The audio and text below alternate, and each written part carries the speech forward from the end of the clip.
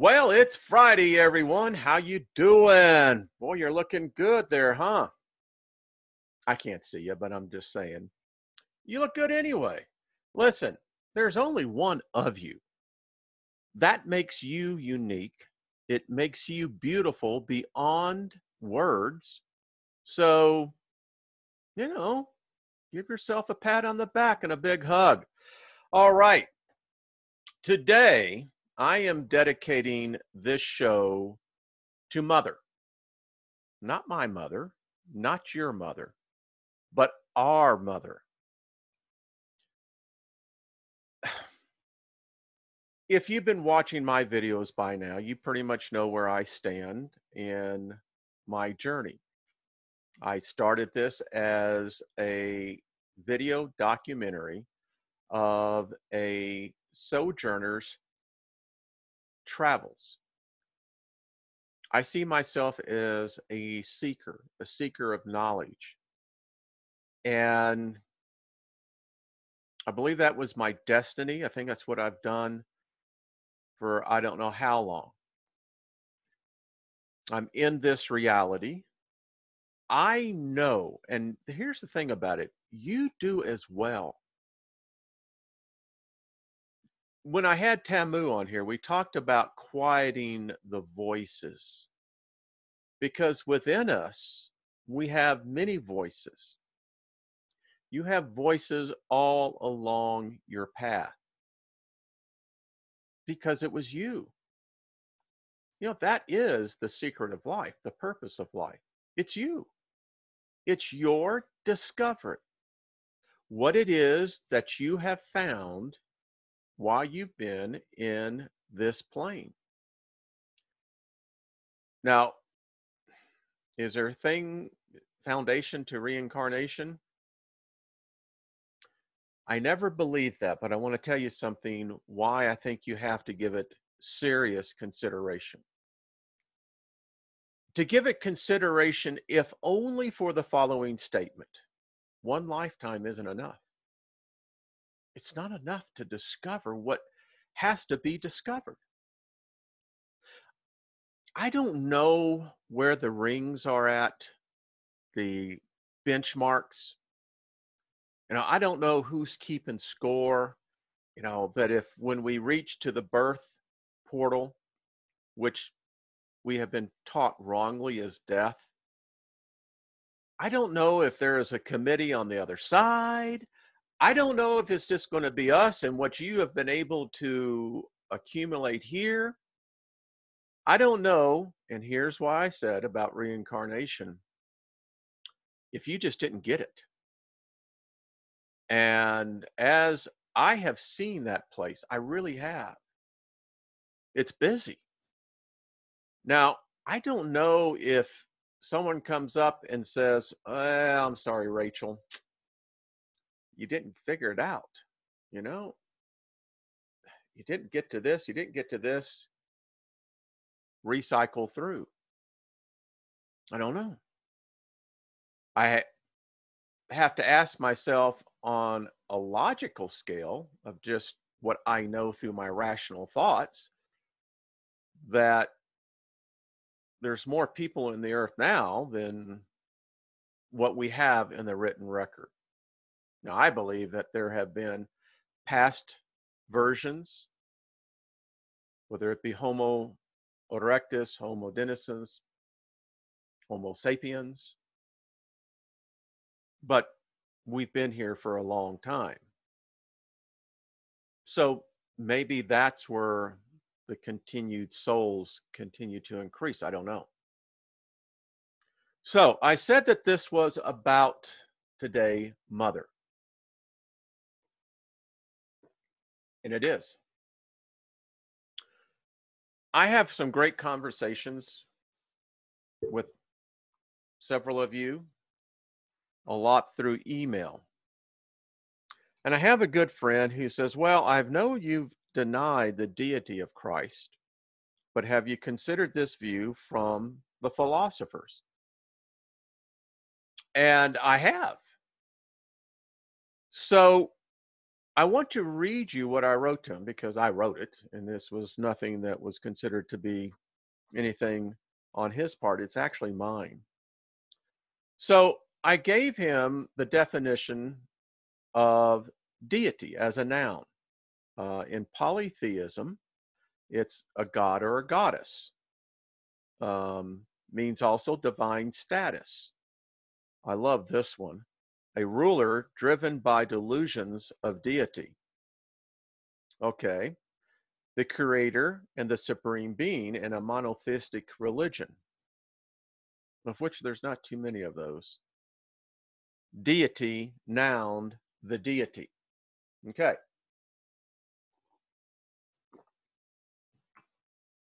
And this is what I wrote to him. I said, if it's the concept of a Christ, guess I'm trying to figure out why it is man's sins that seems to be at the center of the theme. Why not the deity itself sin? And yes, if you have in my case, where I come out of is the Christian theology, yeah, this deity that you serve has got sin in his life. Now people are going to go, oh, no, no, no. But actually, it's true. Let me ask you something. Under the laws that we have been told and dictated to, if you have murder in your heart, you're as guilty as committing it. Now, that line of thought carries forth into the New Testament as well. I think it was saying that the Messiah said, well, if a man looks upon a woman and lusts in his heart for her, he's already committed adultery. You see? So my question is that the deity needs to be put on judgment. Oh, but wait a minute. I said, yeah, I know that is like way out there, but think about how does the idea of a Christ jive with other people's perception of their deity? Psalms 82, my friend, the Elohim, the Yahweh, is being judged by the supreme being, the infinite being. And no matter how you want to deny this, they are being judged and they failed. This Elohim, this Yahweh has failed. I didn't write it. Is being judged, and here is the entire discourse of a Christ. It is a Roman conceived concept, religion, idea, and creation of thought, which needs to be completely dispelled. Then from there, we can have a discourse as to a purpose of a Christ. As I pointed out to him, I said, you know, there's over 1 billion Hindus. Well, over 1 billion Muslims. And I said, they all have a much different belief system than us in the West. The insanity is that people still think that Judaism and Christianity are somehow related, which is complete deception. And as I explained to them, they stole a race of people's God and made it their own. Yet no one will even stop to think, much less admit this. And as I wrote here, I said, I have challenged anyone to bring forth any definitive proof of any kind that any of this happened. I, like others, are still waiting for just that one piece of evidence. Show me one Roman record, show me one Herodian record, show me any record. And you know the thing about it? Them people were damn litigious. Guarantee it. You take a study of the Herodian dynasty, and it's a dynasty. His sons caped up, and then after that, Roman had enough of his nonsense. But, you know, the Herodian had a long history of when they ruled Israel. And we sure know that the Romans kept them. And as I tried to tell him, it's how they did this. They backdated everything 40 years.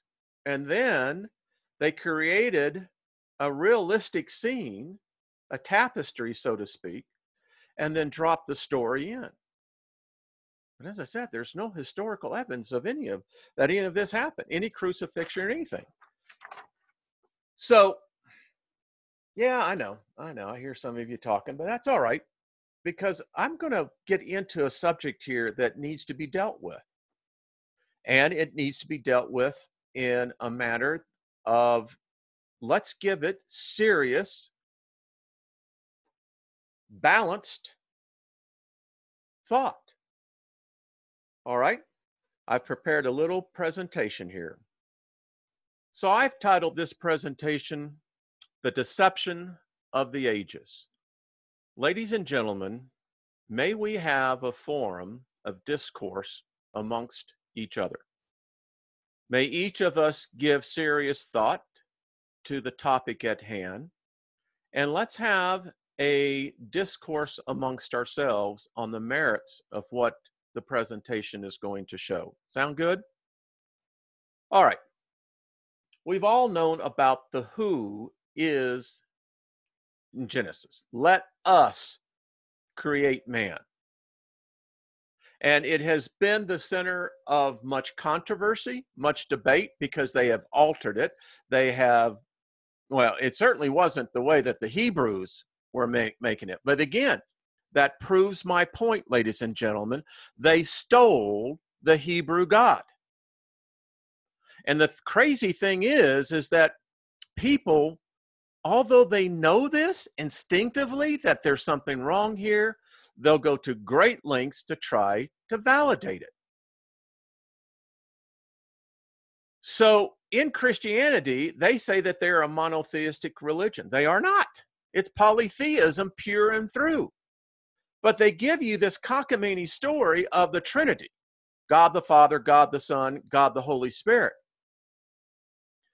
The reason why we know that this is a false doctrine, there is no feminine anywhere.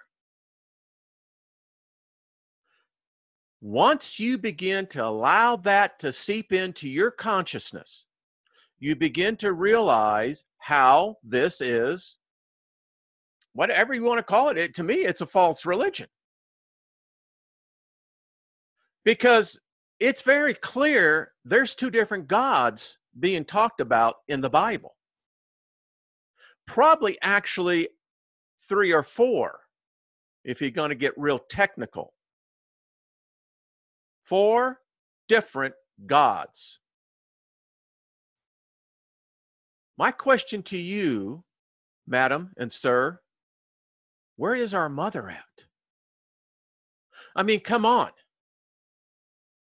You can't make a debased conclusion that on one hand, you say that there has to be a male and a female in order to procreate, to produce another male or female. We see it in nature everywhere. We actually see it in the stars. But why not God the Mother? Oh, we're taught about God the Father. By the way, that is not Judaism. There is no Father God. But this spell is so clever in the way that it was cast. I ask you, where is God the Mother? I'm just going to pause here a second. Going to have another sip of my morning drink. And I'm going to let us ponder this. God the Mother. Something's really wrong here, folks. All right. For there is one God and one mediator between God and the man Jesus Christ. 1 Timothy 2:5, right? By that statement alone, it negates anything with the feminine. It's an unbalanced belief, folks. Totally unbalanced. You have to have God the Mother.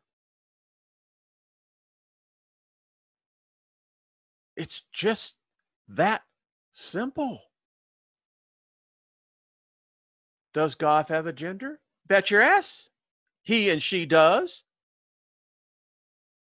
I mean, why didn't you have the daughter of God? Why the son of God? Are you saying that a woman, a daughter, a girl, a female is somehow lesser than the male? Because that's how it is. You don't see that the daughter ever is in the first line of inheritance, it's the first son. God the mother in the Bible does not exist. So, how can you have any religious belief where it's devoid of the feminine, devoid of the female, devoid of a female representative?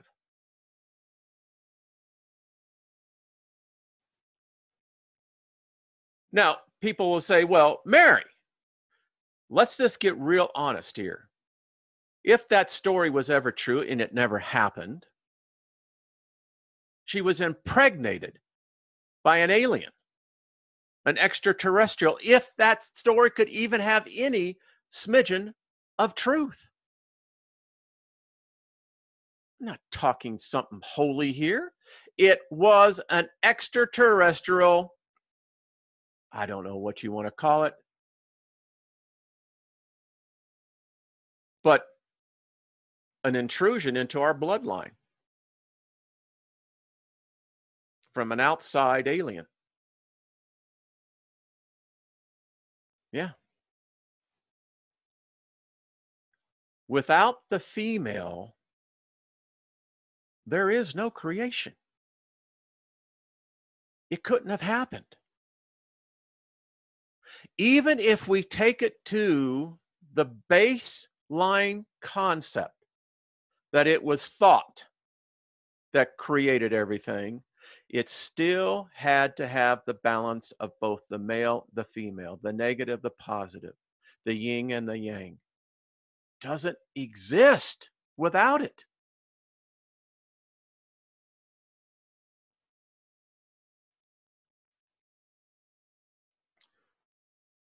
So there you go.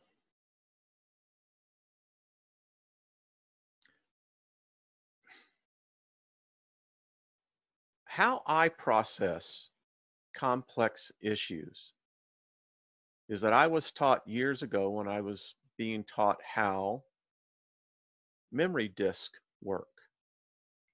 And the way you take a complex problem is that you don't hit it head on, you examine it. I walk around it. I'll kind of what they say, it's like eating jerky. You know, you're going to chew on it a while, and then you're going to walk away, you're going to come back and chew on it some more. And what I do, and others do it as well, is that you break it down to the simplest components. Because every complex algorithm problem, it always gets down into the simplest components. So my awakening began with just that. Let's examine the simplest components. And as you just saw there, you don't have the feminine, the female, the feminine. Why? Let's have a discussion about this. Why? You can't have a belief system that is so debased in being one-sided. I mean, today you see people, I find it ironic, the people who are protesting because here in America, our health care system got so screwed up about 10 years ago, 8 years ago, when they passed this bill of idiocy. And then I see people out there protesting, well, don't take the thing that we got right now. It's broken. It ain't working. It's broke. It was never going to work. But yet, people get into this mindset. And once that happens, they're under a spell, an illusion, a delusion. And frankly, that's where many of us stand today. This thing, breaking this spell is not easy, folks. It was a master, and I mean a high ranking master, the brain that thought of this thing. It's a wonder that those of us who get out from under it do, because it's difficult. So let's deal with the issue here again. Where's the mother? Why no mother God? And I find it interesting that even as I'm looking at Hindu now, Shiva, which is representative of the female, um, it's disturbing to me, both life and death. But it's like someone wrote the other day in one of the comments, mother, the woman, is the portal of life. Now, if something as important as the portal of life, because I guarantee you this, no dude out there has ever given birth to anything. Nothing. We are truly the weaker of the species. That's the other deception, gentlemen. You see, we've tried to outbalance this thing by making the male dominant, even in the Christian religion. I challenge any woman who's a feminist, defend Paul in 1 Corinthians. Because I'll tell you what he said. You shut your mouth, you don't put on any makeup, and you get your ass to the back of the room and stay there. And you don't be spoken to, because a woman isn't worthy to speak in a church. Now, people will say, but wait a minute. He was talking about, his party there, Aquila and all the rest. Yeah, well, we can't find her in history, so we don't know. But that's the problem with the Pauline letters, his whole religion. And that it's his religion. Was that, in one hand, he wanted to put a woman in her place, but then in the other hand, he found that there was resistance to this, so then he had to modify his position. But again, guys, we got it backwards.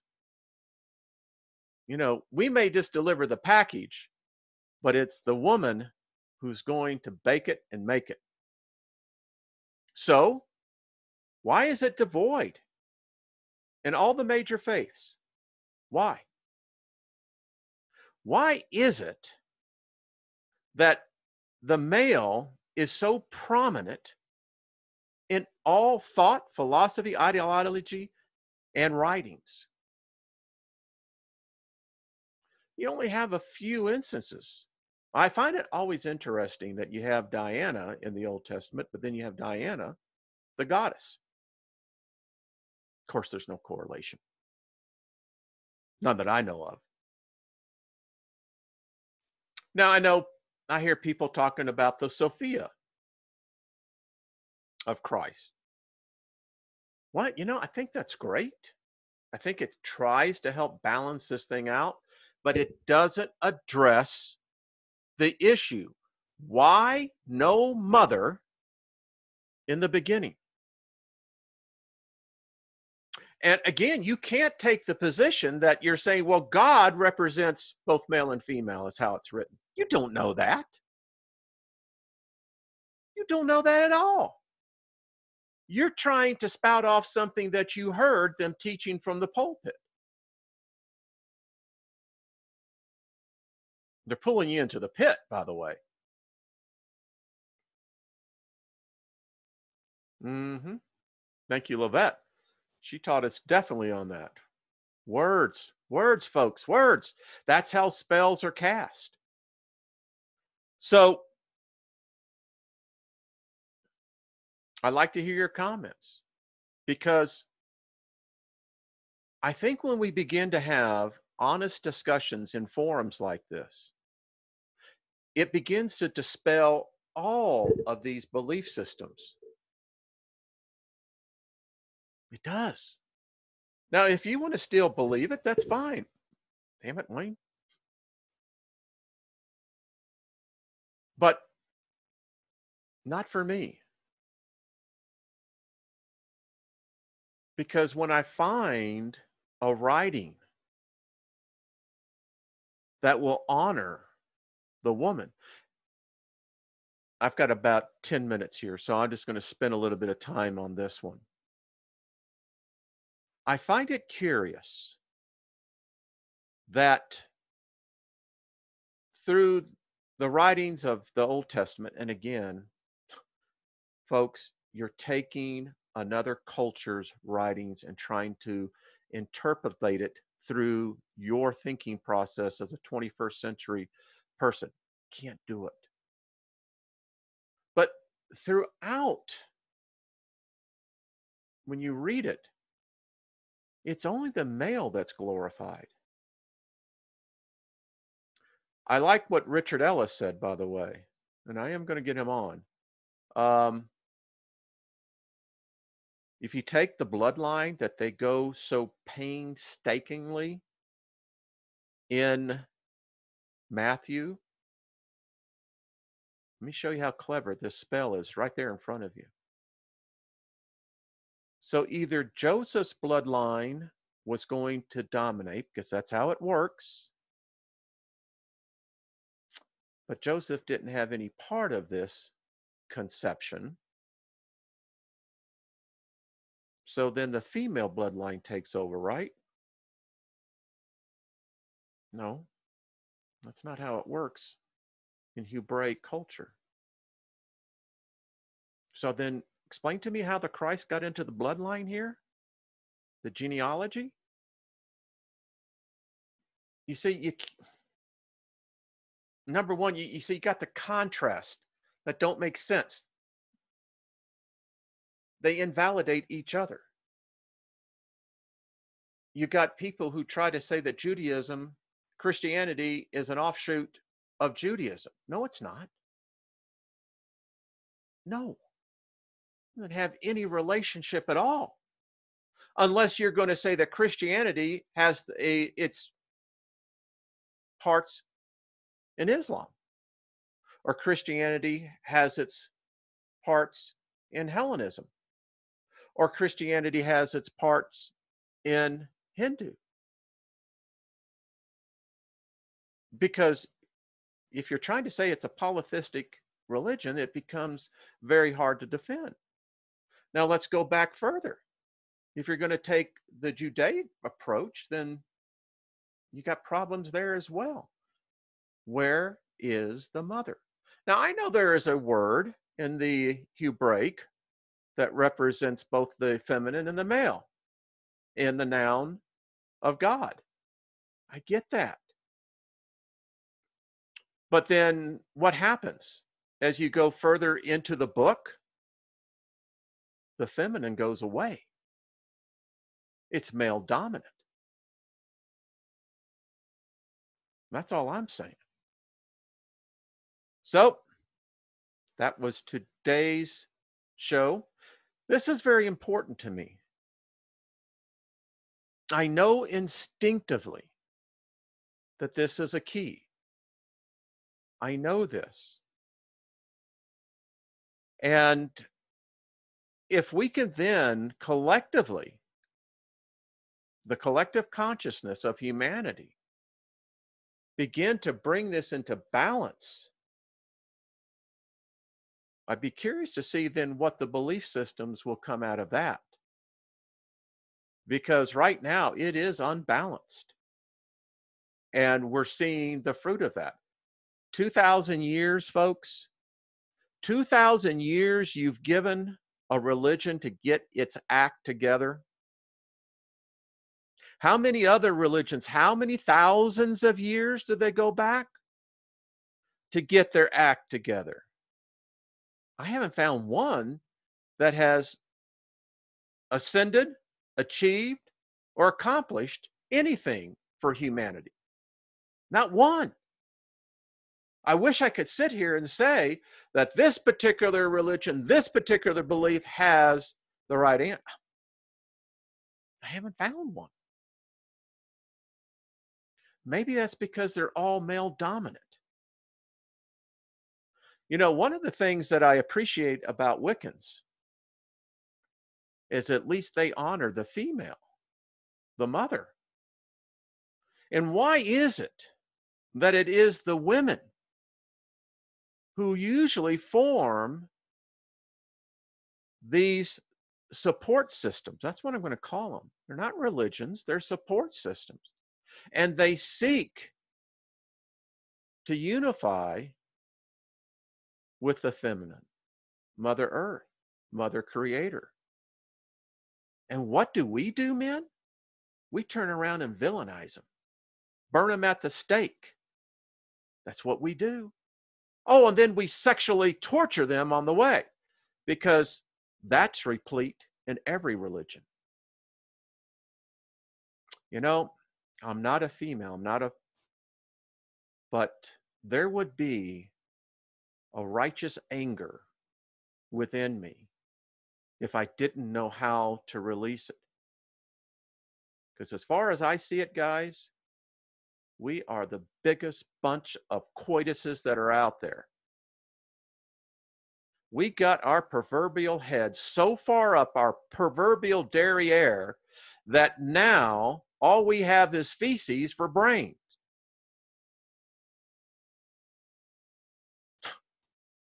I haven't seen that much for us to be that proud of. And now we got so much testosterone on the world scene. My God, do we need a smart, awakened female to come forth? Because us boys, all we're doing is pissing in our pants. And I don't think that the rest of the world cares for it. I don't. Yeah, so there you go.